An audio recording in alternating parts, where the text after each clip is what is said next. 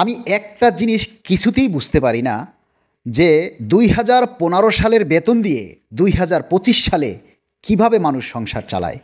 2015 সালে যে বেতন ছিল 8,250 টাকা, আজকে 10 বছর পর তার মানে 2025 সালে সেই 8,250 টাকাই আছে। অথচ প্রতিটি পণ্য এই 10 বছরে আমূল পরিবর্তন হয়েছে। 2015 সালে 1 কেজি চালের দাম ছিল 30 টাকা, আর আজকে 25 সালে 1 কেজি চালের দাম 80 টাকা।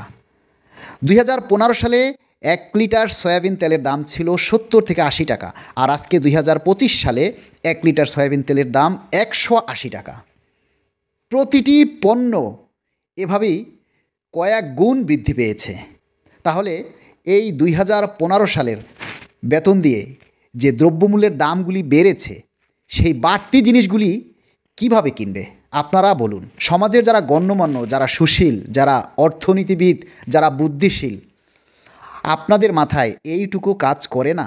আল্লাহ আপনাদেরকে কী বিবেক দিয়েছে, কেমন বুদ্ধি দিয়েছে, আপনারা কিভাবে অর্থনীতিবিদ হলেন? আমি এইটা বুঝি না। কোনো সুশীল সমাজ কিন্তু দেশের এই অর্থনৈতিক চাকা সচল রাখে না, রাখে শ্রমিকরা, কর্মচারীরা।